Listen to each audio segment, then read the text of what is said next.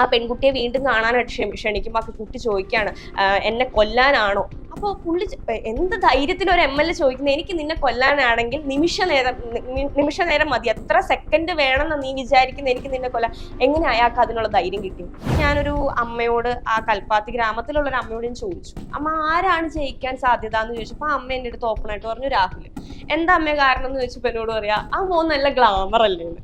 അതായത് കേരളത്തിലെ അമ്മമാരെ എല്ലാം ഒരു ഓമനത്വം കാണിച്ചിട്ട്, അല്ലെങ്കിൽ ആ ഒരു ക്യൂട്ട് ഫേസ്, അതിന്റെ ഉള്ളിലൊരു ചെന്നായാണ്, ആട്ടിൻതോല അണിഞ്ഞൊരു ചെന്നായാണ്, ആ ഫേസ് കാണിച്ച് കേരളത്തിലെ അമ്മമാരെ എല്ലാം കയ്യിലെടുത്ത് വെച്ച് എല്ലാവരും എൻ്റെ കൂടെ വർക്ക് ചെയ്യുന്ന യുവമോർച്ച പ്രവർത്തകരാണെങ്കിലും BJP പ്രവർത്തകരാണെങ്കിലും എല്ലാ കാലത്തും നമ്മൾ സംഘടനാ വർക്ക് ചെയ്യുമ്പോൾ അത്രയും പ്രൊട്ടക്ട് ചെയ്ത്, അല്ലെങ്കിൽ പുറത്തുനിന്ന് പോലും ഒരു മോശമായ ഒരു കണ്ണ് നമ്മുടെ നിഴലിൽ പോലും പതിക്കരുത് എന്നുള്ള ഒരു മൈൻഡോടുകൂടി നമ്മൾ അത്രയും പ്രൊട്ടക്ട് ചെയ്ത് കൊണ്ടുപോകുന്ന ആൾക്കാരാണ്. അപ്പം ഞാൻ ചോദിക്കുന്നത്, KSUവിന്റെ അനേകരായിട്ടുള്ള വനിതാ പ്രവർത്തകരുണ്ട്, യൂത്ത് കോൺഗ്രസിന്റെ ഒരുപാട് വനിതാ പ്രവർത്തകരുണ്ട്, ഇവർക്കൊക്കെ ഇവരെന്ത് സുരക്ഷിതത്വമാണ് കൊടുക്കാൻ ശ്രമിക്കുന്നത്? അപ്പൊ ഇവരൊക്കെ ഇനി എന്ത് വിശ്വസിച്ചാണ് ഈ ഒരു സംഘടനയിൽ നിൽക്കേണ്ടത്? നാളെ ഒരു സാഹചര്യത്തിൽ ഇതുപോലൊരു നേതാവിന്റെ ഭാഗത്ത് നിന്ന് ഇത്തരത്തിലൊരു സമീപനം ഉണ്ടാവുന്ന സമയത്ത് ഈ പെൺകുട്ടികളൊക്കെ ആരോട് ചെന്ന് പരാതി പറയണേ?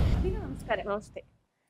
ഇപ്പൊ നമുക്കറിയാം, ഇന്ന് പ്രതിപക്ഷ നേതാവ് VD സതീശൻ പറഞ്ഞത് കേരളം ഞെട്ടാൻ പോവുകയാണ്. ഇനിയും ഇപ്പൊ നമ്മൾ ഒരുപാട് കഥകൾ കേട്ടു, രാഹുൽ മാങ്കൂട്ടത്തിലിനെ പറ്റിയിട്ട്, അല്ലെങ്കിൽ വേടന്റെ ഒരുപാട് പീഡന കഥകൾ വന്നു. അങ്ങനെ ഒരുപാട് പീഡനവുമായി ബന്ധപ്പെട്ട ഒരുപാട് കഥകൾ ഇന്ന് നമ്മുടെ നാട്ടിൽ ദിനം പ്രതി നമുക്ക് കേൾക്കേണ്ടി വരുന്ന ഒരു ദയനീയമായ സാഹചര്യം കേരളത്തിലുണ്ട്. പക്ഷെ ഇനിയും കഥകൾ വരുമെന്നാണ് പ്രതിപക്ഷ നേതാവ് പറയുന്നത്. അപ്പോ അതിനി ആരെ ഉദ്ദേശിച്ചിട്ടാണ്? കോൺഗ്രസിന്റെ തന്നെ വരുമോ, ഇനി ഇടതുപക്ഷമാണോ, എന്താണെന്ന് നമുക്ക് അറിയില്ല. പക്ഷേ ഒരു യുവജന പ്രസ്ഥാനത്തിന്റെ പ്രതിനിധി എന്ന നിലയ്ക്ക് ഇത്തരം കാര്യങ്ങൾ കേൾക്കുമ്പോൾ ശരിക്കും ഇന്നത്തെ യുവജന പ്രസ്ഥാനങ്ങളിലാണെങ്കിലും അല്ലെങ്കിൽ രാഷ്ട്രീയത്തിലാണെങ്കിലും സ്ത്രീകൾ സുരക്ഷിതരാണോ എന്ന് ചിന്തിച്ചിട്ടുണ്ടോ? ചിന്തിച്ചിട്ടുണ്ട്, തീർച്ചയായിട്ടും. ഇപ്പൊ യുവമോർച്ചയെ പറ്റിയിട്ടാണ് ചോദിക്കുന്നുണ്ടെന്നുണ്ടെങ്കിൽ എനിക്ക് 100% ആണെന്ന് പറയാൻ പറ്റും. കാരണം ആ കാര്യത്തിൽ ഞാൻ ഭയങ്കര പ്രൗഡാണ്. എൻ്റെ കൂടെ പ്രവർത്തിക്കുന്ന ഓരോ പുരുഷ പ്രവർത്തകർ, അല്ലെങ്കിൽ എൻ്റെ കൂടെ പ്രവർത്തിക്കുന്ന മെയിലായിട്ടുള്ള മുഴുവൻ ആളുകൾ, അതിൽ കൂടുതൽ പേർക്കും എൻ്റെ അച്ഛൻ്റെ പ്രായം ഉണ്ടാവും, അല്ലെങ്കിൽ എൻ്റെ ചേട്ടൻ്റെ പ്രായം ഉണ്ടാവും. അവരെല്ലാവരും അത്രമേൽ പ്രൊട്ടക്ട് ചെയ്താണ് നമ്മളെ കൊണ്ടുപോകുന്നത്. അവരുടെ കൂടെയുള്ള ഒരു പ്രവർത്തക എന്നുള്ളതിലുപരി അവരുടെ കുടുംബത്തിലൊരംഗം, അല്ലെങ്കിൽ അവരുടെ ഒരു കുഞ്ഞനിയത്തിയെ കൊണ്ടുപോകുന്ന പോലാണ് എല്ലാവരും നമ്മുടെ അടുത്ത് പെരുമാറുള്ളത്. ഇപ്പം സംഘടനാ യാത്രകൾ നമുക്ക് രാത്രിയിൽ ചെയ്യേണ്ടി വരുന്ന സമയത്ത് നമ്മൾ അത്രയും സുരക്ഷിതരാണ് എന്ന് ഉറപ്പുവരുത്താറുണ്ട്. ഇപ്പം ലേറ്റസ്റ്റ് ആയിട്ട് ഞാൻ ഓർക്കുന്ന ഒരു സംഭവം എന്ന് വെച്ചിട്ടുണ്ടെങ്കിൽ, ജയകൃഷ്ണ മാസ്റ്ററുടെ പ്രോഗ്രാം നടക്കുക കണ്ണൂർ. അപ്പൊ കണ്ണൂർ പ്രോഗ്രാം കഴിയുമ്പോൾ ലേറ്റ് ആവും, രാത്രിയാവും. അപ്പൊ എൻ്റെ അടുത്ത് ആ പ്രോഗ്രാം അറേഞ്ച് ചെയ്തിരുന്ന മണ്ഡലത്തിന്റെ ആളുകൾ എൻ്റെ അടുത്ത് പറഞ്ഞിട്ടുണ്ടായിരുന്നു, ട്രെയിനിന് ടിക്കറ്റ് ഞങ്ങൾ സ്ലീപ്പർ എടുത്തു തരാം, അല്ലെങ്കിൽ AC എടുത്തു തരാം എന്ന് പറഞ്ഞിട്ടുണ്ടായിരുന്നു. അപ്പൊ ഞാൻ അവരുടെ അടുത്ത് പറഞ്ഞു, എനിക്ക് ജനറൽ കമ്പാർട്ട്മെന്റിൽ യാത്ര ചെയ്യണതാണ് എനിക്ക് കൂടുതൽ കംഫർട്ട്. അതെന്താന്ന് ചോദിച്ചാൽ എന്താന്ന് എനിക്ക് അറിയില്ല, എനിക്ക് അങ്ങനെ യാത്ര ചെയ്യണതാണ് ഇഷ്ടം. അപ്പൊ ഞാൻ പറഞ്ഞു, ഞാൻ എടുത്തോളാം, നിങ്ങളത് ഓർത്ത് വേറിയിടാവണ്ട, ഞാൻ എടുത്തോളാം എന്ന് പറഞ്ഞു. അപ്പൊ അങ്ങനെ റെയിൽവേ സ്റ്റേഷനിൽ ചെല്ലണ സമയത്ത് അന്ന് ജയകൃഷ്ണ മാസ്റ്ററുടെ പരിപാടിയായിട്ട് ബന്ധപ്പെട്ടിട്ട് കണ്ണൂർ ജില്ലയിൽ തന്നെ പലയിടങ്ങളിൽ പരിപാടിയിൽ പങ്കെടുക്കാൻ വേണ്ടി നമ്മുടെ പല നേതാക്കന്മാർ വരും. അപ്പോൾ ഞങ്ങൾ എല്ലാവരും പോകുന്നത് ഏകദേശം ഒരേ ട്രെയിനിലാണ്. അപ്പൊ ഞാൻ ജനറൽ കമ്പാർട്ട്മെന്റിലാണ് കയറാൻ നിൽക്കുന്നത്.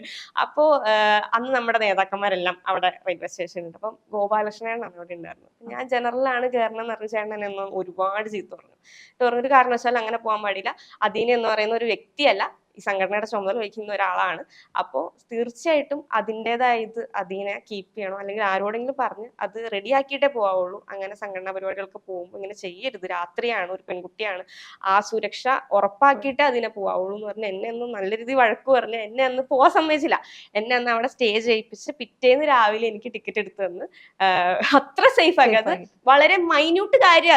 അത് രാത്രിയിൽ ജനറൽ കമ്പാർട്ട്മെന്റ് ഇന്ത്യൻ റെയിൽവേയിൽ, അതും കേരളത്തിൽ യാത്രയാന്ന് പറഞ്ഞാൽ വളരെ സുരക്ഷിതത്വമുള്ള ഒരു കാര്യമാണ്. എന്നിട്ട് കൂടിയും ആ ഒരു കാര്യത്തിൽ എടുത്തൊരു കെയർ എന്ന് പറയുന്നത് നമ്മുടെ എല്ലാ നേതാക്കന്മാരും അതെ, എല്ലാവരും എൻ്റെ കൂടെ വർക്ക് ചെയ്യുന്ന യുവമോർച്ച പ്രവർത്തകരാണെങ്കിലും BJP പ്രവർത്തകരാണെങ്കിലും എല്ലാ കാലത്തും നമ്മൾ സംഘടനാ വർക്ക് ചെയ്യുമ്പോൾ അത്രയും പ്രൊട്ടക്ട് ചെയ്ത്, അല്ലെങ്കിൽ പുറത്തുനിന്ന് പോലും ഒരു മോശമായ ഒരു കണ്ണ് നമ്മുടെ നിഴലിൽ പോലും പതിക്കരുത് എന്നുള്ള ഒരു മൈൻഡോടുകൂടി നമ്മൾ അത്രയും പ്രൊട്ടക്ട് ചെയ്ത് കൊണ്ടുപോകുന്ന ആൾക്കാരാണ്. ഇനി മറ്റുള്ള സംഘടനകളെ പറ്റി പറയുവാണെങ്കിൽ അതിലെനിക്ക് യാതൊരു ഗ്യാരണ്ടിയും തരാൻ പറ്റില്ല. ഈ ചോദ്യം ചോദിച്ച സമയത്ത് അതിനെ ഉത്തരം പറയുമ്പോൾ അതിനയുടെ മുഖത്തുള്ള ഒരു കോൺഫിഡൻസ്, അല്ലെങ്കിൽ ഞാൻ പറയുന്ന വാക്കുകളിലുള്ള ഒരു ധൈര്യമുണ്ട്. പക്ഷെ ഇന്ന് നമ്മൾ മറ്റു പാർട്ടികളിലെ ആളുകളോട് സംസാരിക്കുമ്പോൾ ആ ധൈര്യം നമുക്ക് കാണാൻ സാധിക്കാറില്ല. ഇപ്പൊ ഈ രാഹുൽ മാങ്കൂട്ടത്തിൽ വിഷയം വന്നപ്പോ നമുക്കറിയാം കോൺഗ്രസുമായി ബന്ധപ്പെട്ട് നിൽക്കുന്ന ഒരുപാട് വനിതാ നേതാക്കൾ അദ്ദേഹത്തിനെതിരെ സംസാരിക്കുന്ന സാഹചര്യങ്ങൾ നമ്മൾ കണ്ടു. അല്ലെങ്കിൽ KC വേണുഗോപാലിന്റെ ഭാര്യ ഇട്ടൊരു ഫേസ്ബുക്ക് പോസ്റ്റ് ഉണ്ട്, മിണ്ടാതിരിക്കാൻ സാധിക്കുന്നില്ല എന്ന് പറഞ്ഞിട്ട്. അപ്പൊ അതിന്റെ ഉള്ളിൽ തന്നെ കടന്നു പുകയുകയാണ്. കാരണം അവർക്ക് പോലും ആ ഒരു കോൺഫിഡൻസ് ഇല്ല, എന്ത് തങ്ങളുടെ സഹപ്രവർത്തകൻ ഇങ്ങനെ ചെയ്യില്ല, അല്ലെങ്കിൽ അങ്ങനത്തെ ഒരാളല്ല എന്ന് പറയാനുള്ള ഒരു കോൺഫിഡൻസ് അവർക്കില്ല എന്നുള്ളതാണ് സത്യം. അതിപ്പോ UDF മാത്രമല്ലല്ലോ, ഇപ്പം കോടിയേരി ബാലകൃഷ്ണന്റെ മകൻ ബിനോയ് കോടിയേരി, അദ്ദേഹവുമായിട്ട് ബന്ധപ്പെട്ട് വന്ന വാർത്ത എന്താണ്? അദ്ദേഹം സ്വന്തം കുഞ്ഞിന്റെ പിതൃത്വം പോലും ഏറ്റെടുക്കാൻ തയ്യാറല്ലാതെ ആദ്യം അത് നിഷേധിക്കുക ചെയ്തത്. അപ്പൊ ഒരു ഉളുപ്പും ഇല്ലാണ്ട് ഇതുപോലുള്ള പ്രവർത്തനങ്ങൾ ചെയ്തിട്ട്, അല്ലെങ്കിൽ ഇത്രയും മോശമായിട്ടുള്ള കാര്യങ്ങൾ ചെയ്തിട്ട് ഒരു ഉളുപ്പും ഇല്ലാതെ അത് നിഷേധിക്കാൻ സാധിക്കുന്നത് എങ്ങനെയാണെന്ന് നമ്മൾ അത്ഭുതത്തോടു കൂടി നോക്കി കാണുന്നു. ആ കാര്യത്തിൽ LDF കണക്കാണ്, അല്ലെങ്കിൽ കമ്മ്യൂണിസ്റ്റ് പാർട്ടിയും കണക്കാണ്, കോൺഗ്രസ് പാർട്ടിയും കണക്കാണ്. നമ്മളിപ്പോ കാണുന്നതാണ് കോൺഗ്രസ്സുകാരെ കമ്മ്യൂണിസ്റ്റുകാര് ഭയങ്കരമായിട്ട് അങ്ങോട്ട് ചെളിവാരി എറിയ. അതിനുള്ള എന്ത് യോഗ്യത കമ്മ്യൂണിസ്റ്റുകാർക്കുള്ളത്? ഈ രണ്ടു കൂട്ടരും അവരവർക്ക് ഓരോ പ്രശ്നങ്ങൾ വരുമ്പോൾ പരസ്പരം ഇരുന്ന് ചെളി വാരി എറിയും. എന്തിന്? കേരളത്തിലെ പൊതുസമൂഹത്തെ വിഡ്ഢിയാക്കാൻ വേണ്ടി. പക്ഷെ നമുക്ക് കൃത്യമായ ധാരണയുണ്ട് ഈ രണ്ടു കൂട്ടരും ഈ ഒരു കാര്യത്തിൽ ഒന്നിലൊന്നിലും വെച്ച. കാരണം പീഡിപ്പിക്കുന്ന കാര്യത്തിലാണെങ്കിലും, പെൺകുട്ടികളെ വലയിലാക്കി ഉപദ്രവിക്കുന്ന കാര്യത്തിലാണെങ്കിലും, ഏത് കാര്യത്തിലാണെങ്കിലും, ചെയ്തവരെ പ്രോത്സാഹിപ്പിക്കുന്ന കാര്യത്തിലാണെങ്കിലും. ഇപ്പൊ മുകേഷിന്റെ കേസ് വന്നു, അവര് മുകേഷിനെതിരെ എന്ത് നടപടി എടുത്തത്? ഇതുപോലെ കമ്മ്യൂണിസ്റ്റ് പാർട്ടിയായിട്ട് ബന്ധപ്പെട്ട അവരുടെ നേതാക്കന്മാരുമായിട്ട് ബന്ധപ്പെട്ട് പ്രശ്നങ്ങൾ വരുന്ന സമയത്ത് അവരെന്ത് നിലപാടെടുത്ത്? ഇപ്പൊ നമ്മൾ പറയാം കോൺഗ്രസിന്റെ ഭാഗത്ത് നിന്ന്, ഇപ്പൊ രാഹുലിന്റെ ഭാഗത്ത് നിന്ന് ഇങ്ങനെ ഒരു വിഷയം വന്ന സമയത്ത് അവരവരുടെ സംസ്ഥാന അധ്യക്ഷ പദവിയിൽ നിന്ന് രാഹുലിനെ ആദ്യം മാറ്റി. അതിനുശേഷം അദ്ദേഹത്തിന്റെ പ്രാഥമിക അംഗത്വം റദ്ദാക്കി കളഞ്ഞു. അപ്പം ഞാൻ ചോദിക്കുന്ന ഇതാണ്, കോൺഗ്രസ് പാർട്ടിയുടെ അല്ലെങ്കിൽ യൂത്ത് കോൺഗ്രസിന്റെ പ്രാഥമിക അംഗത്വത്തിനുള്ള വില പോലും ഒരു MLA സ്ഥാനത്തിനില്ലേ? അപ്പൊ അത്ര മോശം ഒരു സ്ഥാനമാണോ MLA സ്ഥാനം എന്ന് പറയുന്നത്? ആ വില പോലും കോൺഗ്രസിലെ ആളുകൾ സുരക്ഷിതരാണെന്ന് ചിന്തിക്കുന്നവർ എന്തുകൊണ്ട് കേരളത്തിലെ അല്ലെങ്കിൽ പാലക്കാട്ടെ ജനത സുരക്ഷിതരാണെന്ന് ചിന്തിക്കുന്നില്ല? രാഹുലിന്റെ ഒരു വിഷയം എന്ന് പറയുന്നത് അവരുടെ പാർട്ടിയുടെ ഉള്ളിൽ, അല്ലെങ്കിൽ അവരുടെ ഒരു പാർട്ടി ഓഫീസിൽ നടന്നൊരു വിഷയമല്ല. അവരുടെ പാർട്ടിയുടെ ഉള്ളിൽ അവരുടെ ഏതെങ്കിലും നേതാക്കന്മാരുടെ പെൺമക്കളുമായിട്ട് ബന്ധപ്പെട്ട വിഷയം, അല്ലെങ്കിൽ അവരുടെ ഏതെങ്കിലും വനിതാ പ്രവർത്തകരുമായിട്ട് ബന്ധപ്പെട്ട വിഷയമാണെങ്കിൽ അവരത് പാർട്ടിയുടെ ഉള്ളിൽ സംസാരിച്ച് എന്താന്ന് വെച്ചാൽ തീർത്തോട്ടെ. പക്ഷെ ഇത് അതല്ലല്ലോ. രാഹുലുമായിട്ടുള്ള വിഷയത്തിൽ നമ്മൾ എടുത്തു നോക്കുമ്പോൾ എത്ര പെൺകുട്ടികളാ, വിരലെണ്ണാൻ പറ്റാത്ത അത്ര സംഖ്യയിലേക്ക് കാര്യങ്ങൾ കടന്നുകൊണ്ടിരിക്കുക. അത് കേരളത്തിലെ പൊതുസമൂഹത്തിലെ അല്ലെങ്കിൽ കേരളത്തിലെ യുവാക്കളായിട്ടുള്ള പെൺകുട്ടികളാണ്. അപ്പൊ ആ വിഷയത്തെ നമ്മൾ നോക്കിക്കാണുന്ന സമയത്ത് നമുക്ക് എല്ലാവർക്കും ഇതിൽ ഇടപെട്ടേ സാധിക്കുള്ളൂ. കാരണം ഇത് കോൺഗ്രസിന്റെ ഒരു കുടുംബപരമായ പ്രശ്നമല്ല, അല്ലെങ്കിൽ അവരുടെ മാത്രം ഒരു വിഷയമല്ല. ഇത് കേരളത്തിന്റെ സ്ത്രീ സമൂഹത്തെ മുഴുവൻ അപമാനിപ്പിക്കപ്പെട്ടിട്ടുള്ള ഒരു വിഷയമാണ്.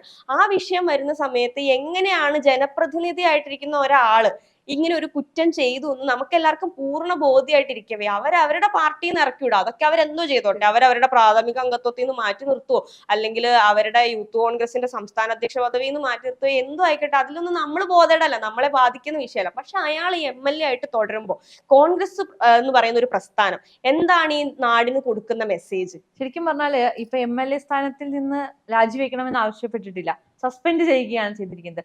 രാഹുൽ മാങ്കൂട്ടത്തില് ഈ അധ്യക്ഷ സ്ഥാനം രാജിവെക്കുന്ന പ്രസ് മീറ്റിൽ പറഞ്ഞത്, എന്നോട് ഒരു നേതാവും ഇത്തരത്തിൽ രാജിവെക്കാൻ ആവശ്യപ്പെട്ടിട്ടില്ല, ഞാൻ ധാർമ്മികമായ ഉത്തരവാദിത്തത്തെ മാനിച്ചുകൊണ്ട് ഞാൻ രാജിവെക്കുന്നു എന്നുള്ളതാണ് രാഹുൽ മാങ്കൂട്ടത്തിൽ പറയുന്നത്. അവിടെയും രാഹുൽ പറയുന്നുണ്ട്, ആരും എന്നോട് പറഞ്ഞിട്ടില്ല. അപ്പൊ ധാർമ്മികത എന്ന് പറയുമ്പോ അവരുടെ സംഘടനയിലുള്ള പ്രവർത്തകരോട് മാത്രമാണോ ധാർമ്മികത കാണിക്കാനായിട്ട് രാഹുൽ ഋണബദ്ധനായിട്ടുള്ളത്? അയാൾ ഒരു യുവജന സംഘടനയുടെ സംസ്ഥാന അധ്യക്ഷൻ മാത്രമല്ല, പാലക്കാട് നിയോജക മണ്ഡലത്തിലെ ജനങ്ങളാൽ തെരഞ്ഞെടുക്കപ്പെട്ട ജനപ്രതിനിധിയാണ്. അയാൾക്ക് അതേയോടൊപ്പം അല്ലെങ്കിൽ അതിനേക്കാൾ ഉയരത്തിൽ തന്നെ അയാൾ ആ ജനങ്ങളോട് ഋണബദ്ധത കാണിക്കണ്ടേ? ആ ജനങ്ങളോട് ഒരല്പമെങ്കിലും കൂറുണ്ടെങ്കിൽ, ആ പാലക്കാട് അയാൾക്ക് വേണ്ടി വോട്ട് ചെയ്ത അമ്മമാരോട് ഒരല്പമെങ്കിലും സ്നേഹം ഉണ്ടെങ്കിൽ, അയാൾ ഇത്രയും വലിയൊരു ആരോപണം നേരിടുന്ന സമയത്ത് ആ ഒരു സ്ഥാനത്ത് തുടരാനായിട്ട് ഇങ്ങനെ വാശി പിടിച്ച് അതിൽ ഇങ്ങനെ കടിച്ചു തൂങ്ങിക്കോ? ഞങ്ങൾ പാലക്കാട് ഇലക്ഷൻ നടക്കുന്ന സമയത്ത്, പാലക്കാട് ഇലക്ഷൻ വർക്കിന് പോയ സമയത്ത് ഞങ്ങൾ കൽപ്പാത്തിയിലൂടെ ഇങ്ങനെ അമ്മമാര് അല്ലെങ്കിൽ കുട്ടികള് യുവാക്കളായിട്ടുള്ള ആളുകളുടെ റിയാക്ഷൻ എന്താണെന്ന് അറിയാൻ വേണ്ടിയിട്ട് ഇങ്ങനെ ജസ്റ്റ് ഒരു സർവേ പോലെ നടത്തിയിട്ടുണ്ടായിരുന്നു.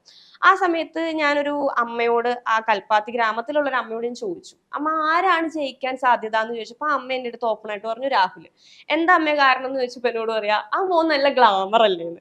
അതായത് കേരളത്തിലെ അമ്മമാരെ എല്ലാം ഒരു ഓമനത്വം കാണിച്ചിട്ട്, അല്ലെങ്കിൽ ആ ഒരു ക്യൂട്ട് ഫേസ്, അതിന്റെ ഉള്ളിൽ ഒരു ചെന്നായാണ്, ആട്ടിൻതോല അണിഞ്ഞൊരു ചെന്നായാണ്, ആ ഫേസ് കാണിച്ച് കേരളത്തിലെ അമ്മമാരെ എല്ലാം കയ്യിലെടുത്ത് വെച്ചിരിക്കും. ഇപ്പൊ ഈവൻ എന്റെ അമ്മ പോലും എന്റെ അടുത്ത് ആദ്യം പറഞ്ഞത് ഈ വിഷയമായിട്ട് ബന്ധപ്പെട്ട്, എന്റെ അമ്മ ഒരു കോൺഗ്രസ്സുകാരിയാണ്, അവര് പക്ക കുടുംബപരമായിട്ട് കോൺഗ്രസ് പ്രവർത്തകരായിരുന്നു.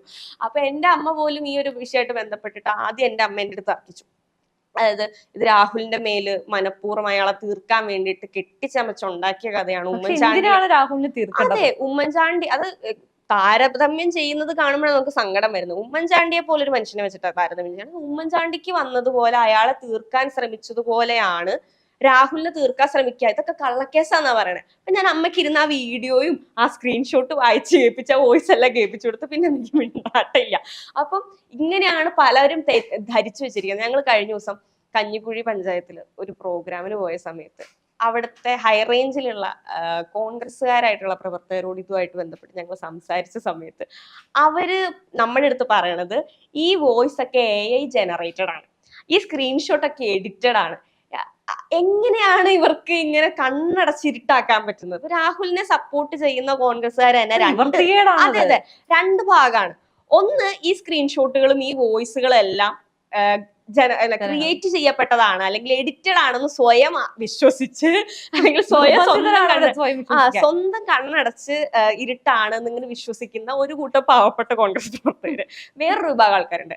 അവർക്ക് കൃത്യമായിട്ട് അറിയാം ഇതൊന്നും AI ജനറേറ്റഡ് അല്ലെന്നും ഈ സ്ക്രീൻഷോട്ടുകളൊക്കെ വ്യക്തമായിട്ട് കൃത്യമായ തെളിവുകളാണെന്നും അവർക്ക് അറിയാം.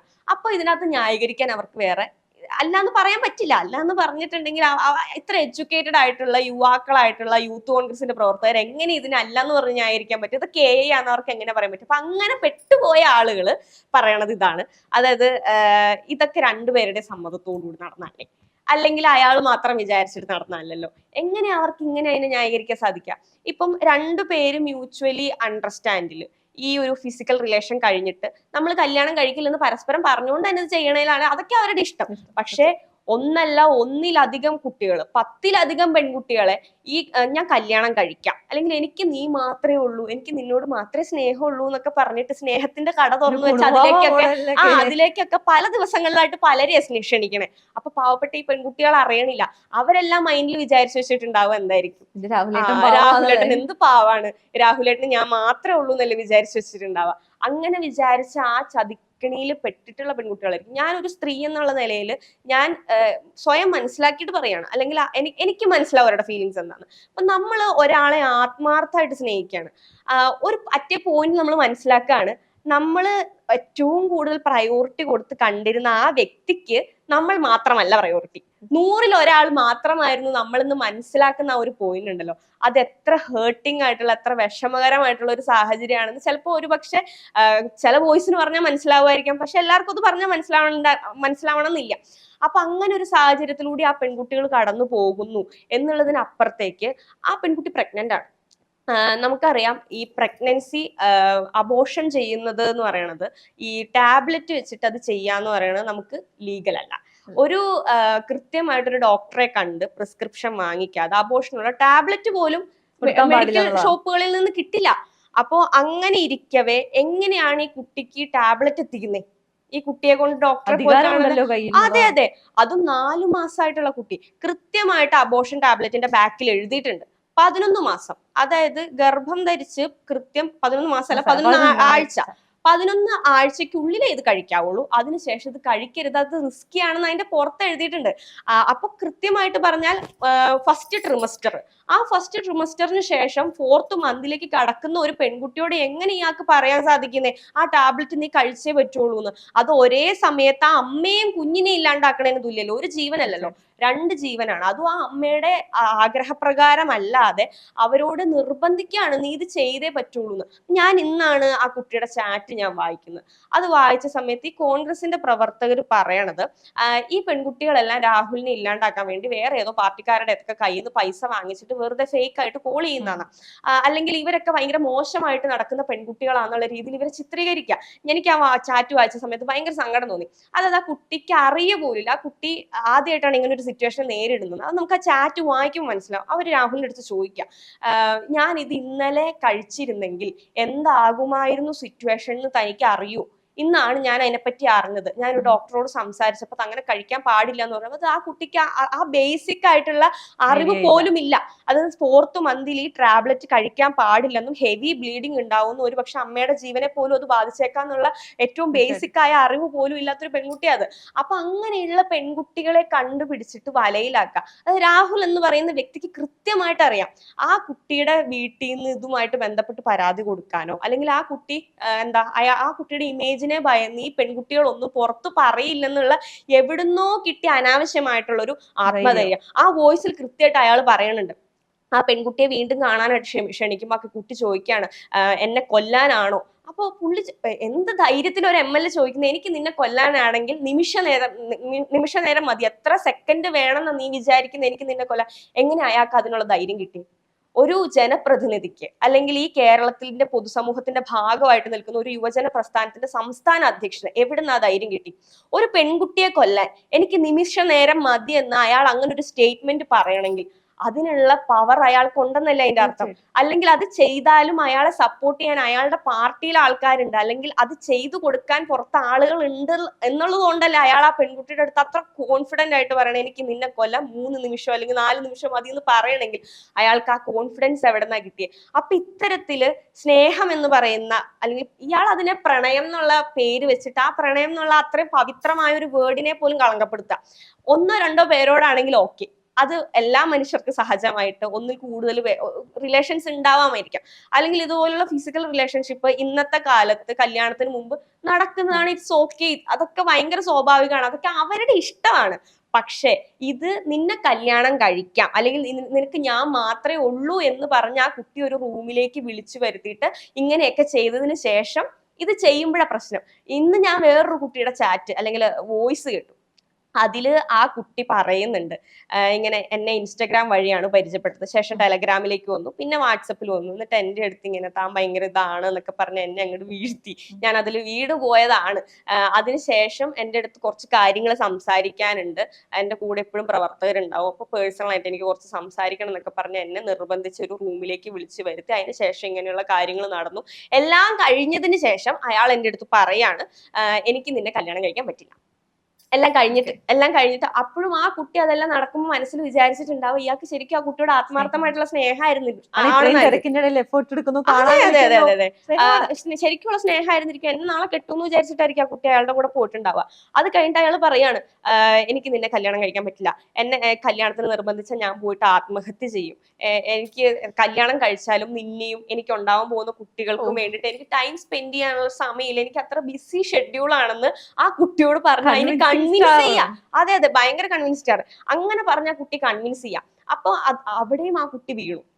അതിനുശേഷം ആ കുട്ടിയോട് പറയാണ്, നീ വേണമെങ്കിൽ വേറെ കല്യാണം കഴിച്ചു, കല്യാണം കഴിച്ചു കഴിഞ്ഞിട്ട് ഞാൻ ഈ റിലേഷൻഷിപ്പ് വേണമെങ്കിൽ തുടരാം, എനിക്ക് നീ മാത്രമേ ഉള്ളൂ, അതെ എനിക്ക് നീ മാത്രമേ ഉള്ളൂ, വേറെ ആരും ഇല്ല എന്ന് പറഞ്ഞ അപ്പോഴും ആ കുട്ടി എന്താ വിചാരിക്കാം? അതായത് ഒരു പെൺകുട്ടി എന്നുള്ള നിലയിൽ എനിക്ക് ആ കുട്ടിയുടെ മൈൻഡ് മനസ്സിലാവും. അപ്പോഴും ആ കുട്ടി ആത്മാർത്ഥമായിട്ടാണ് സ്നേഹിച്ചത്. അതെ, അവൾ ആത്മാർത്ഥമായിട്ടാണ് സ്നേഹിച്ചെങ്കിൽ അവളുടെ മനസ്സിൽ അപ്പോഴും ഒരു ഹോപ്പ് ഉണ്ടാവും. ആ ഹോപ്പ് വേസ്റ്റ് ആണ്. പക്ഷെ നമുക്കറിയാം ആ ഹോപ്പ് വേസ്റ്റ് ആണെന്നും അയാൾ ഇനി ഒരിക്കലും തിരിച്ചു വരില്ലെന്നും നമ്മൾ ചതിക്കപ്പെടുകയാണെന്നും ഒക്കെ നമുക്കറിയാം. പെൺകുട്ടികളുടെ ഏറ്റവും വലിയൊരു പ്രശ്നം അത്, നമ്മൾ ചതിക്കപ്പെടുകയാണ് എന്ന് അറിഞ്ഞുകൊണ്ട് നമ്മൾ നിന്നു കൊടുക്കും. നാളെ ഏതെങ്കിലും ഒരു കാലത്ത് അയാൾ തിരിച്ചു വരുമായിരിക്കാം, അല്ലെങ്കിൽ എന്നെ സ്വീകരിക്കുമായിരിക്കാം എന്നുള്ള ഒരു വേസ്റ്റ് ആയിട്ടുള്ള ഒരു ഹോപ്പ് എല്ലാ കാലത്തും ആത്മാർത്ഥമായിട്ട് പ്രണയിക്കുന്ന പെൺകുട്ടികളുടെ മനസ്സിലുണ്ടാവും.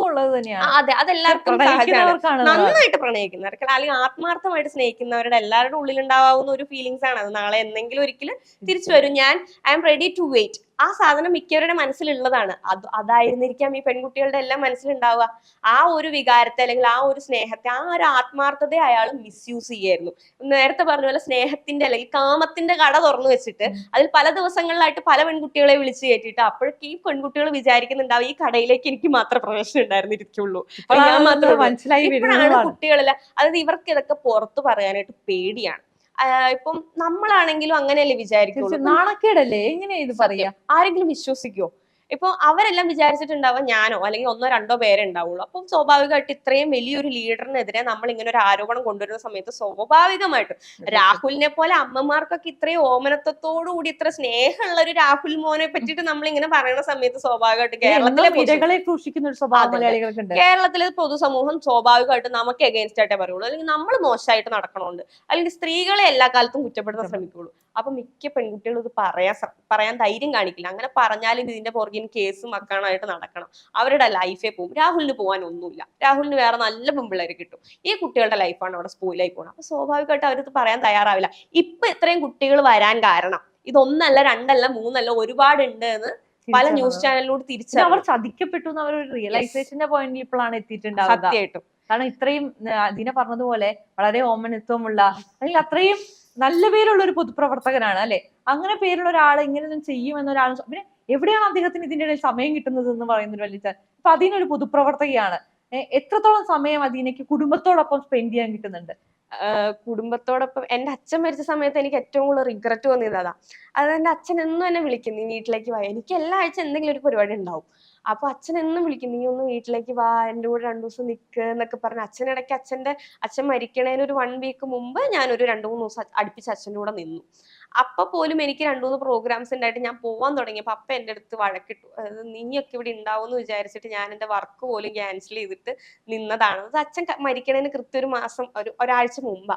അപ്പൊ അന്ന് അച്ഛൻ അങ്ങനെ വഴക്കിടണ കണ്ടു കഴിഞ്ഞപ്പോ എനിക്ക് എന്തോ തോന്നുന്നു, ഞാൻ അവിടെ നിന്ന് കഴിഞ്ഞ് എന്നെ ക്ലാസ്സിലേക്ക് തിരിച്ചു പോകാൻ വേണ്ടിയിട്ട്, കോളേജിലേക്ക് പോകാൻ വേണ്ടിയിട്ട് അച്ഛൻ എന്നെ പിറ്റേന്ന് ബസ്സിൽ കയറ്റി എന്നെ സ്റ്റാൻഡിൽ കൊണ്ടുവിട്ട് എന്നെ ബസ്സൊക്കെ കയറ്റിയിട്ടിട്ട് പോയത്. അപ്പൊ ഇപ്പോഴും എനിക്ക് റിഗ്രറ്റ് ഉള്ള കാര്യം, അതായത് എന്റെ ഫാമിലിയുടെ കൂടെ എനിക്ക് ടൈം സ്പെൻഡ് ചെയ്യാനായിട്ട് പലപ്പോഴും സാധിച്ചിട്ടില്ല. അതായത് ഞാൻ പലപ്പോഴും ഇപ്പൊ നേരത്തെ പറഞ്ഞതുപോലെ നമ്മളൊരു പൊതുപ്രവർത്തകയാവുന്ന സമയത്താണ് നമുക്ക് ആ ഉള്ളിൽ ആ ഒരു സാധനം, അത് നമ്മുടെ കുടുംബത്തെക്കാൾ കൂടുതൽ നമ്മൾ പ്രയോറിറ്റി കൊടുക്കുന്നത് നമ്മുടെ സംഘടനയ്ക്കും നമ്മുടെ നാട്ടിലെ ജനങ്ങൾക്കും നമ്മളെ വിശ്വസിച്ച് നിൽക്കുന്ന നമ്മുടെ സാധാരണക്കാരായിട്ടുള്ള പ്രവർത്തകർക്ക് വേണ്ടി. അപ്പൊ അവർ കുടുംബത്തിന് വേണ്ടി നമുക്ക് ഏത് കാലത്തും ടൈംസ് കൊടുക്കാം. അങ്ങനെ ഒരു മൈൻഡിലായിരുന്നു ഞാൻ അത്ര കാലം ഉണ്ടായിരുന്നത്. എന്റെ അച്ഛൻ അല്ലെങ്കിൽ എന്റെ അമ്മയ്ക്ക് വേണ്ടിയിട്ട് എനിക്ക് എപ്പോ വേണേലും സമയം കൊടുക്കാം. അതെ, അവര് വയസ്സാവുമ്പോ അവരെ ഞാൻ വേണം നോക്കാം. അപ്പൊ അവരെ എല്ലാ കാലത്തും ഞാൻ സംരക്ഷിക്കും, അല്ലെങ്കിൽ അവർക്ക് വേണ്ടി എപ്പോ വേണേലും കൊടുക്കാൻ എന്തെങ്കിലും ടൈം ഉണ്ട്. പക്ഷെ എന്റെ യുവത്വം എനിക്ക് ഇപ്പോഴേ എന്റെ നാടിന് വേണ്ടി നൽകാൻ സാധിക്കുള്ളൂ. അല്ലെങ്കിൽ ഞാൻ എനർജറ്റിക് ആയിട്ടിരിക്കുന്ന ഈ ഒരു ടൈം അത് എന്റെ കുടുംബത്തിനേക്കാൾ ആവശ്യം ഒരു പക്ഷെ എന്റെ സമൂഹത്തിന് കൊടുത്താൽ എനിക്ക് കുറച്ചുകൂടി നല്ല കാര്യങ്ങൾ എന്റെ സൊസൈറ്റിക്ക് കോൺട്രിബ്യൂട്ട് ചെയ്യാനുണ്ട് എന്നുള്ളൊരു മൈൻഡിലാണ് ഞാൻ എന്റെ സമയം എന്റെ സംഘടനയ്ക്ക് വേണ്ടിയിട്ട് അല്ലെങ്കിൽ സമൂഹത്തിന് വേണ്ടിയിട്ട് കൊടുക്കാൻ തയ്യാറാവണത്. അങ്ങനെയുള്ള മൈൻഡിലാണ് നമ്മൾ നിൽക്കുന്നത്. അപ്പൊ ഇങ്ങനെ ഇതിന്റെ ഇടയിൽ കൂടെ എവിടുന്നാണ് ഇയാൾക്ക് ഇതിനുള്ള സമയം കിട്ടുന്നത് ഓർത്തിട്ടാണ് ഞങ്ങൾക്ക് അത്ഭുതം. ഞാനും അദ്ദേഹത്തിന്റെ അമ്മ മാത്രമാണുള്ളത്, ആ അമ്മയ്ക്കൊപ്പം പോലും സമയം കിട്ടാറില്ല എന്ന് പാലക്കാട് തെരഞ്ഞെടുപ്പിന്റെ സമയത്ത് അമ്മ സംസാരിക്കുമ്പോൾ പറയുന്നത് കേട്ടിട്ടുണ്ട്. ഇതിനൊക്കെ സമയം കണ്ടെത്തുന്നുള്ള അതിന് സമയം കണ്ടെത്തിയിട്ടില്ല. അത് പോട്ടെ, അദ്ദേഹത്തിന്റെ പേഴ്സണൽ കാര്യമാണ്. പക്ഷെ ഇങ്ങനെ ആളുകളെ പറ്റിക്കുന്നത് ഒരു ഭാഗത്ത്, രണ്ടാമത് ഇതിന് നിൽക്കാൻ ഇദ്ദേഹത്തിന്റെ ഒപ്പം കൂടെയുള്ളവരെ കുറിച്ചിട്ട് ചിന്തിക്കുമ്പോഴാണ് എനിക്ക് അടുത്ത പ്രശ്നം. പാലക്കാട് നമ്മൾ എടുത്ത് നോക്കുകയാണെങ്കിൽ ഇനിയിപ്പോ ഇദ്ദേഹം രാജിവെച്ചാൽ ഈ ഒരു നിയമസഭാ തിരഞ്ഞെടുപ്പ് കാലഘട്ടത്തിലെ 3ാമത്തെ തെരഞ്ഞെടുപ്പാണ് പാലക്കാട് നടക്കാൻ പോകുന്നത്. ആദ്യം അവർ ഷാഫി പറമ്പിലിനെ വിജയിപ്പിച്ചു വിട്ടു, ഷാഫി പറമ്പിലിനെ MP ആക്കി കൊണ്ടുപോയി. അവിടെയും ലക്ഷ്യം എന്തായിരുന്നു? കോൺഗ്രസിന്റെ നിലനിൽപ്പായിരുന്നു അവരുടെ ലക്ഷ്യം. അല്ലാതെ അവിടുത്തെ പാലക്കാട്ടെ ജനതയെ കുറിച്ച് അവർ ചിന്തിച്ചിട്ടില്ല. കാരണം പാലക്കാട്ടുകാർക്ക് ഷാഫി എന്ന് പറയുന്നത് ഉയിരായിരുന്നു എന്നുള്ളതാണ്. പക്ഷെ അതൊന്നും നോക്കിയില്ല, ഷാഫിനെ വടകരയിലേക്ക് മാറ്റി. പിന്നെ അത് രാഹുൽ മാങ്കൂട്ടത്തിലിനെ ജയിപ്പിച്ചു വിട്ടു. ഷാഫിയുടെ ഒരു വലിയ ഉറപ്പാണ് രാഹുൽ മാങ്കൂട്ടത്തിലിനെ. എന്നുവെച്ചാൽ രാഹുൽ മാങ്കൂട്ടത്തിന് എന്തുകൊണ്ട് ഇത്ര സ്വീകാര്യത ലഭിച്ചു? അത് ഷാഫി പറമ്പിൽ എന്ന് പറയുന്ന പേരാണ് അതിന് പിന്നിൽ ഉണ്ടായിരുന്നത്. ഇനിയിപ്പോ ഈ രാഹുലിന്റെ അവസ്ഥ പാലക്കാട്ടുകാർ തലയിൽ നടക്കുന്ന സാഹചര്യത്തിലെത്തി. സത്യം. കാരണം പാലക്കാടും വയനാടും ഏകദേശം ഒരേ തട്ടില് നിൽക്കുന്ന ഒരു കാര്യത്തില് അവരെത്ര കാലമായിട്ട് പറ്റിക്കപ്പെടുകയാണെന്ന് അറിഞ്ഞുകൊണ്ട് പിന്നെ നേരത്തെ പറഞ്ഞ വിഭാഗത്തിൽപ്പെട്ട ആൾക്കാരാ പറ്റിക്കപ്പെടുകയാണെന്ന് അറിഞ്ഞുകൊണ്ട് പിന്നെ പറ്റിക്കപ്പെടുക. വയനാട്ടിൽ എത്ര തവണ വയലേഷൻ നടത്തേണ്ടി വന്നു, അല്ലെങ്കിൽ പാലക്കാട് ഇപ്പൊ എത്രാമത്തെ തവണ വയലേഷൻ നടത്തേണ്ടി വരുന്നത്. അപ്പൊ ഇതുപോലെ നമ്മൾ പറ്റിക്കപ്പെടുകയാണെന്ന് അറിഞ്ഞുകൊണ്ട് പാവങ്ങള് അത് മറ്റൊരു കാര്യം കൊണ്ട് പാലക്കാട്ടെ ജനത അത്ര നിഷ്കളങ്കരാണ്. അവരെ പറ്റിക്കാൻ എളുപ്പമായതുകൊണ്ടായിരിക്കും ചിലപ്പോൾ. തീർച്ചയായിട്ടും മനസ്സിലായില്ലേ? ഞാൻ പാലക്കാട് വർക്ക് ചെയ്ത സമയത്ത് എനിക്ക് ഏറ്റവും കൂടുതൽ മനസ്സിലായ സാധനം, അപ്പം നമ്മൾ എറണാകുളത്ത് നിന്ന് പാലക്കാടേക്ക് പോകുന്ന സമയത്ത് പാലക്കാട്ടെ ജനങ്ങൾ അവിടുത്തെ ഒരു ജീവിത സാഹചര്യം കുറച്ചുകൂടി ഡിഫറെന്റ് ആണ്. അവിടുത്തെ ആളുകൾക്കൊക്കെ ഭയങ്കര സ്നേഹമാണ്. അവര് സ്നേഹിച്ചാൽ ചങ്ക് കുറച്ച് കൊടുക്കും. അവർക്ക് ഈ പറഞ്ഞ രാഹുലിനെ പോലുള്ള ആൾക്കാർ കാണാൻ ഇത്തിരി ക്യൂട്ടായിട്ടുള്ള മക്കള് വന്നിട്ട് ചിരിച്ചു കാണിച്ചാൽ അവിടുത്തെ അമ്മമാര് ഓമനത്വം കൊണ്ട് എനിക്ക് ഷാഫി പറമ്പിൽ, വി ഡി സതീശൻ അല്ലേ, ഷാഫി പറമ്പിലും രാഹുലും കൂടി നിൽക്കുമ്പോൾ എനിക്ക് ഏറ്റവും കൂടുതൽ തോന്നുന്നത് പുതുപ്പള്ളി തെരഞ്ഞെടുപ്പിന്റെ സമയത്തൊക്കെ ഇവരുടെ പ്രവർത്തനം ഞാൻ നേരിട്ട് കണ്ടപ്പോ അമ്മമാരെയൊക്കെ പോയി കെട്ടി അങ്ങ് പിടിച്ചു കഴിഞ്ഞാൽ ആ ഒരു ഫീൽ കൊടുക്കുന്നുണ്ട് അവര്, മനസ്സിലായോ? പക്ഷെ ഇന്നിപ്പോ നമ്മള് എനിക്ക് തോന്നുന്നു സമൂഹ മാധ്യമത്തിൽ വളരെ വൈറലാവുന്ന ഒരു ചിത്രമുണ്ട്. രാഹുൽ മാങ്കൂട്ടത്തിൽ ജബി മേത്തർ ആണെന്ന് തോന്നുന്നു നടുവിൽ കിടക്കുന്ന ഒരു ചിത്രമുണ്ട്. എന്ത് ധൈര്യത്തിലാണ് ജബി മേത്തർ അങ്ങനെ കിടന്നതെന്ന് ചോദിക്കുന്ന കുറെ ചിത്രം. ഏറ്റവും കൂടുതൽ ധൈര്യമുള്ള സ്ത്രീയാണ് അവർ എന്ന് പറഞ്ഞു വെക്കുന്നുണ്ട്. ശരിക്കും പറഞ്ഞാൽ ഇപ്പൊ ജബി മേത്തറിന്റെ ഉള്ളിലടക്കം ഒരു പേടി ഉണ്ടായിട്ടുണ്ടാവില്ലേ? അദ്ദേഹവുമായി ബന്ധപ്പെട്ട് നടന്നിരുന്ന യുവജന പ്രസ്ഥാനത്തിന്റെ അധ്യക്ഷനായിരുന്നു. ആ കുട്ടികൾക്കെല്ലാം ഇങ്ങനെ ഇതുകൊണ്ടാണോ അയാൾ ഞങ്ങളോട് അങ്ങനെ സംസാരിച്ചേ? പക്ഷെ ഇതിനെ ഒരിക്കലും രാഹുൽ മാങ്കൂട്ടത്തിൽ ന്യായീകരിച്ചിട്ടില്ല എവിടെ. ലാസ്റ്റ് അദ്ദേഹം മാധ്യമപ്രവർത്തകരെ കണ്ടു. അന്ന് അദ്ദേഹം എന്താണ്, നിങ്ങൾക്ക് ഒരുപാട് ചോദ്യങ്ങൾ ഉണ്ടാകും, അതിനുള്ള ഉത്തരങ്ങൾ എനിക്കുണ്ട്, അത് വഴിയേ പറയാം. തന്നെ വിശ്വസിച്ച് വോട്ട് ചെയ്തവരോട് അല്ലെങ്കിൽ താൻ ഇപ്പോഴും തെറ്റ് ചെയ്തിട്ടില്ല എന്ന് വിശ്വസിക്കുന്ന ഒരു പറ്റം ജനതയോടുള്ള ഉത്തരം രാഹുൽ അവിടെ പറഞ്ഞിട്ടില്ല.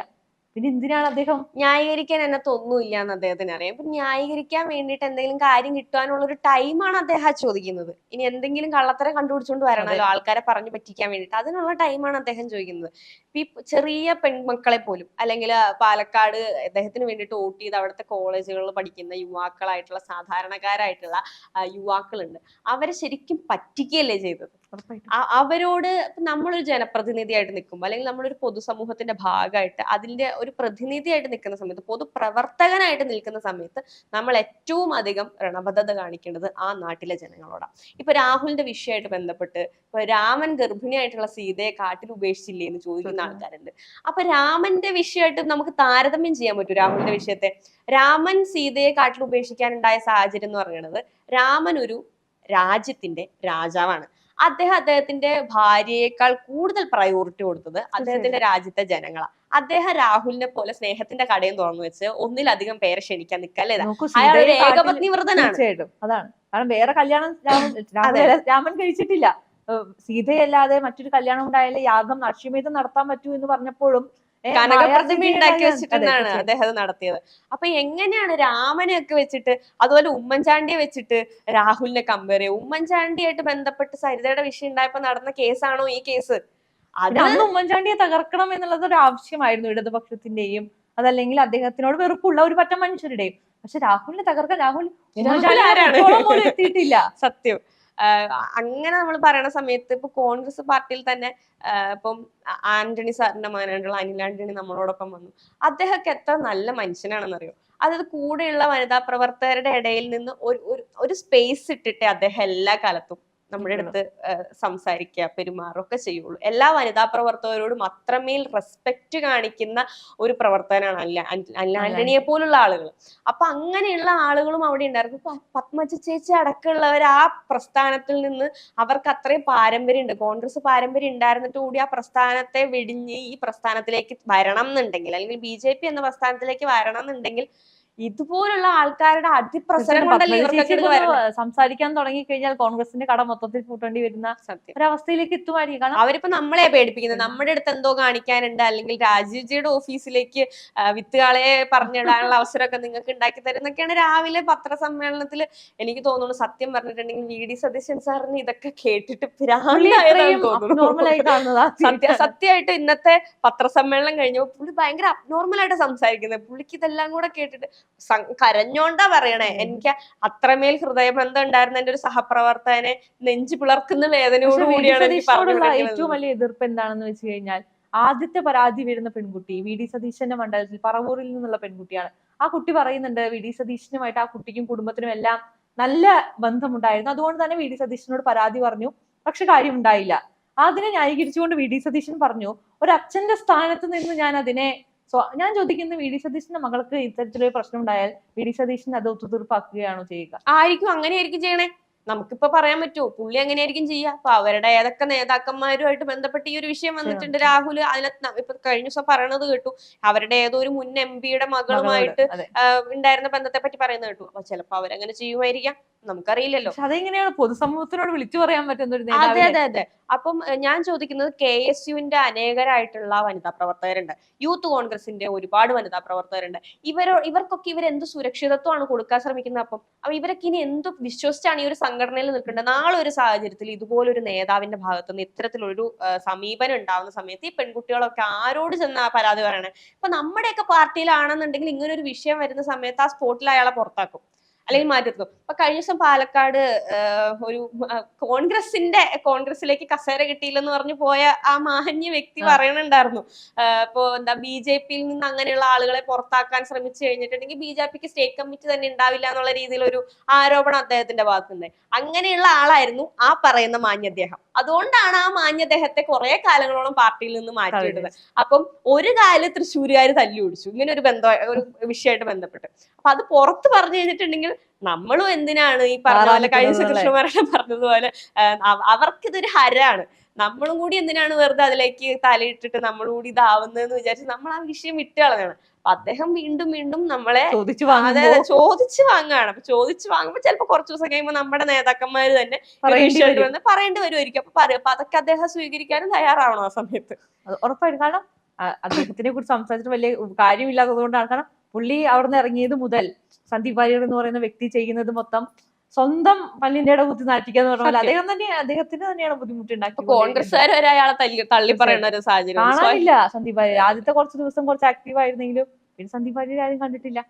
ഇനി നമ്മള് ബാക്കി നേതാക്കൾ ഇപ്പൊ VD സതീഷനും ഷാഫി പറമ്പിലും തന്നെയാണ് ഇതിന്റെ ബാക്കിലുള്ള ഏറ്റവും വലിയൊരു ആർമി. ഇവര് മൂവരും ഒരു വലിയൊരു ആർമി ബിൽഡ് ചെയ്ത് വരികയായിരുന്നു. കാരണം കോൺഗ്രസിനെ സംബന്ധിച്ച് കേരളത്തില്. അതുകൊണ്ട് തന്നെ ഇപ്പൊ അടി കിട്ടിയിരിക്കുന്നത് ഷാഫിക്കും VD സതീഷിനും കൂടിയാണ് എന്നുള്ളതാണ്. പക്ഷെ ഇതിൽ ഷാഫി പറമ്പിലിന്റെ പ്രതികരണങ്ങള്, ഷാഫി പറമ്പില് ആദ്യമായിട്ട് കേൾക്കുന്നത് പോലെയാണ്. പത്രപ്രവർത്തകർ ഈ വിഷയത്തെ കുറിച്ച് ഷാഫിയോട് ചോദിച്ചപ്പോ അങ്ങനെയാണോ? ഞാൻ ചോദിക്കുന്നത്, ഷാഫിയും രാഹുൽ എന്ന് പറഞ്ഞു കഴിഞ്ഞാൽ ഈനാമ്പച്ചിയും ആ ഒരു ഞാൻ അങ്ങനെ പറഞ്ഞതല്ല, അത്രമേൽ അടുപ്പത്തിൽ ഉണ്ടായിരുന്ന രണ്ടുപേരായിരുന്നല്ലോ. ആ രണ്ടുപേർക്ക് പരസ്പരം അറിയില്ല ഇത്തരം പ്രശ്നങ്ങൾ നടക്കുന്നത്. ഇവരൊക്കെ ഇവരുടെ ഇൻസ്റ്റഗ്രാമിൽ ബയോ ഇട്ട് വെച്ചിരിക്കുന്നത് നെഹ്റുവിയൻ എന്ന് പറഞ്ഞിട്ടാ. ഒരു നെഹ്റുവിയനിൽ നിന്ന് നമ്മൾ ഇതിൽ കൂടുതൽ എന്താ പ്രതീക്ഷിക്കണ്ടേ? എനിക്കതാ ചോദിക്കാനുള്ളത്. ഒരു നെഹ്റുവിയനിൽ നിന്ന് നമ്മൾ ഇതിൽ കൂടുതൽ എന്ത് പ്രതീക്ഷിക്കാനാ? ഇത്രയൊക്കെ നമുക്ക് പ്രതീക്ഷിക്കാനുള്ളൂ. അപ്പോ അവരുടെ കാലാകാലങ്ങളായിട്ട് അവരുടെ നേതാക്കന്മാര് കാണിച്ചു വരുന്നതും അവര് കണ്ടുപഠിച്ചിട്ടുള്ളതും ഇതാണ്. സത്യത്തെ എല്ലാ രാജ്മോഹൻ ഉണ്ണിത്താനും മുരളീധരനും കൂടിയിട്ടുള്ള വിഷയം ഈ സമയത്ത് നമുക്ക് പെട്ടെന്ന് കളക്ട് ആവുന്ന വിഷയമാണ് അല്ലെ. അതുപോലെ എനിക്ക് തോന്നുന്നു VD സതീഷിനും ഷാഫി പറമ്പിലിനൊക്കെ പേടി ഉണ്ടാവുമായിരിക്കും. രാഹുൽ മാങ്കൂട്ടത്തിൽ പെട്ടുപോയി കഴിഞ്ഞാൽ അന്ന് രാജ്മോഹൻ ഉണ്ണിത്താൻ പറഞ്ഞതുകൊണ്ടായിരിക്കും ഇങ്ങനെ സംരക്ഷിച്ചു നിർത്തുന്നത്. ഇപ്പൊ രാഹുൽ തന്നെ പറയുന്നുണ്ട്, ഇപ്പൊ രാഹുലിന്റെ തന്നെ വിഭാഗത്തിൽപ്പെട്ട ആളുകൾ പറയുന്നുണ്ട്, രാഹുൽ രാജിവെച്ചാൽ ഞങ്ങൾ ഒരു കൂട്ടം ആൾക്കാർ അതിൽ നിന്ന് രാജിവെക്കും. അത് മാത്രമല്ല പല ആൾക്കാരുടെയും പല കഥകളും പുറത്തു വരും. അപ്പൊ ഇവരുടെ തന്നെ നേതാക്കന്മാർക്ക് പേടി ഉണ്ടാവും. ഇവരുടെയൊക്കെ പല കഥകളും രാഹുലിന് അറിയാമായിരിക്കും. അപ്പൊ രാഹുൽ സ്വാഭാവികമായിട്ട് പുറത്തു പോകുന്ന സമയത്ത് രാഹുൽ ഇതൊക്കെ പറയുമായിരിക്കാം എന്നിവർക്കും പേടി ഉണ്ടാവും. അതുകൊണ്ടായിരിക്കും ഇങ്ങനെ ഒരു സംരക്ഷണ വലയം തീർത്ത് ഇതുപോലെ സംരക്ഷിച്ചു നിർത്തണം. പക്ഷേ ഇത് എത്രത്തോളം കോൺഗ്രസിനെ അവരുടെ നിയമസഭാ തിരഞ്ഞെടുപ്പിൽ ബാധിക്കും? കാരണം ഇനി 9 മാസമാണ് നിയമസഭാ തിരഞ്ഞെടുപ്പിന് ബാക്കിയുള്ളത്. അതിനെങ്ങനെയാണ് അതിനെ നോക്കിക്കാണുന്നത്? തീർച്ചയായിട്ടും ഈ ഒരു വിഷയമായിട്ട് ബന്ധപ്പെട്ട് പാലക്കാട് എന്തായാലും വലിയൊരു തിരിച്ചടി ഉണ്ടാവും. തീർച്ചയായിട്ടും ഉണ്ടാവും. കാരണം പാലക്കാട്ടെ ജനങ്ങളെ അത്രമേൽ വഞ്ചിക്കുകയാണ് ചെയ്തത്. അവിടുത്തെ അമ്മമാരുടെ വാത്സല്യത്തെ, അവിടുത്തെ കൊച്ചു മക്കളുടെ യുവാക്കളുടെ സ്നേഹത്തെയൊക്കെ അവര് കപടത കാണിച്ച് വഞ്ചിക്കുകയാണ് ചെയ്തത്. അപ്പൊ കേരളത്തിന്റെ പൊതുസമൂഹം ഒരല്പമെങ്കിലും മാന്യത ബാക്കിയുള്ളവരാണ് എന്നുണ്ടെങ്കിൽ ഇങ്ങനെയുള്ള ആളുകളെ പ്രോത്സാഹിപ്പിച്ച ചരിത്രം നമുക്ക് കുറവാണ്. പക്ഷേ പറയുന്നത് പോലെ നമുക്ക് പറയാൻ പറ്റില്ല. കാരണം ഇടതുപക്ഷവും വലതുപക്ഷവും ഒക്കെ എന്തൊക്കെ കാണിച്ചാലും 5 വർഷം ഇവരെ സഹിക്കും, എന്നിട്ട് ഇവരുടെ ഭാഗത്ത് നിന്ന് എന്തെങ്കിലും തെറ്റുണ്ടാവുമോ അടുത്തൊരു 5 വർഷം മറ്റവരെ സഹിക്കും, എന്നിട്ട് പിന്നെയും തിരിച്ച് ഇവരിലേക്ക് തന്നെ വരും. ഇതിങ്ങനെ മാറി മാറി വരുന്നതാണല്ലോ ഒരു. പക്ഷെ തീർച്ചയായിട്ടും ഇനി വരുന്ന ഒരു നിയമസഭാ തെരഞ്ഞെടുപ്പിന്റെ സമയത്ത് നമ്മൾ കണ്ടു, ലോക്സഭാ തെരഞ്ഞെടുപ്പ് വന്ന സമയത്ത് നമുക്ക് 20% BJPക്ക് വോട്ട് പെർസെന്റേജ് കൂടിയതും ഒരുപാട് 10-ലധികം നിയോജക മണ്ഡലങ്ങളിൽ 1-ാം സ്ഥാനത്ത് BJP എത്തി, 20-ലധികം നിയോജക മണ്ഡലത്തിൽ 2-ാം സ്ഥാനത്ത് BJP എത്തി. അപ്പൊ അങ്ങനെ ഒരു സാഹചര്യം കേരളത്തിൽ നിലനിൽക്കുന്ന സമയത്ത് കേരളത്തിന്റെ രാഷ്ട്രീയ സാഹചര്യം വളരെയധികം മാറി വന്നുകൊണ്ടിരിക്കുകയാണ്. അതായത് കേരളത്തിലെ യുവാക്കളെ രാഷ്ട്രീയത്തിന്റെ പേര് പറഞ്ഞ് തെറ്റിദ്ധരിപ്പിക്കാനായിട്ട് ഇപ്പൊ പറ്റില്ല. കാരണം അവരിതെല്ലാം നിരന്തരമായിട്ട് പണ്ടൊക്കെ പത്രത്തിൽ നിന്ന് ഓരോന്ന് കേട്ടും കണ്ടും അറിഞ്ഞും വന്നിരുന്നത്. അപ്പൊ പത്രക്കാർക്ക് 4 അണ കൊടുത്തു കഴിഞ്ഞിട്ടുണ്ടെങ്കിൽ അവർ ആ വാർത്ത വിട്ടില്ലെങ്കിൽ ആ വാർത്ത അവിടെ തീർന്നു, അത് അതോടുകൂടി ക്ലോസ് ആയി. പക്ഷെ ഇന്നത് അങ്ങനെയല്ല. സോഷ്യൽ മീഡിയ വഴി ഇന്നത്തെ യുവാക്കൾ കൃത്യമായിട്ട് എല്ലാ കാര്യങ്ങളും അപ്ഡേറ്റഡ് ആയിട്ട് അപ് ടു ഡേറ്റ് ആയിട്ട് എല്ലാ കാര്യങ്ങളും അറിയുന്നുണ്ട്. അപ്പൊ അങ്ങനെ ഒരു സാഹചര്യത്തിൽ കേരളത്തിലെ യുവാക്കളെ പറ്റിക്കാനായിട്ട് ഇവർക്ക് സാധിക്കില്ല. അങ്ങനെ ഒരു സാഹചര്യം വരുമ്പോൾ തീർച്ചയായിട്ടും ഈ വരുന്ന നിയമസഭാ തെരഞ്ഞെടുപ്പ് തീർച്ചയായിട്ടും UDFനും LDFനും ഒരേപോലെ വലിയൊരു തിരിച്ചടിയായിരിക്കും. അതിപ്പോ നമ്മുടെ രാഷ്ട്രീയ ചരിത്രം എടുത്ത് പരിശോധിക്കുന്ന സമയത്താണെങ്കിൽ എല്ലാ കാലത്തും UDFനും LDFനും അവരുടെ വോട്ട് കുറഞ്ഞാ വരുന്നത്. ചിലപ്പോൾ അവരായിരിക്കും ജയിക്കുന്നത്. അതൊക്കെ നമ്മൾ ജയിക്കുന്നതല്ലല്ലോ നോക്കുന്നത്, ആരാണ് വളരുന്നത്, വളരുന്ന പാർട്ടി ഏതാണ് എന്നാണ് രാഷ്ട്രീയ വിദ്യാർത്ഥികൾ എന്നുള്ള നിലയിൽ നമ്മൾ നോക്കുന്നത്. പൊതുസമൂഹം നോക്കി കാണുമ്പോൾ ചിലപ്പം എപ്പോഴും ഒന്നുകിൽ LDF ജയിക്കും അല്ലെങ്കിൽ UDF ജയിക്കും, അതായിരിക്കും. പക്ഷെ രാഷ്ട്രീയ വിദ്യാർത്ഥി എന്നുള്ള നിലയിൽ നമ്മൾ പഠിക്കുമ്പോൾ നമുക്ക് മനസ്സിലാവുന്നത് ഇവിടെ വോട്ട് കൂടുന്നത് BJPക്ക് മാത്രമാണ്, അല്ലെങ്കിൽ വോട്ട് കുറയുന്നത് പ്രതിദിനം കുറഞ്ഞുകൊണ്ടിരിക്കുന്നത് LDFനും UDFനുമാണ്. ആ കുറയലിന്റെ വേഗത LDFനാണ് കൂടുതൽ. തീർച്ചയായിട്ടും അതാണ് നമ്മൾ മനസ്സിലാക്കുന്നത്. ഉറപ്പായിട്ടും.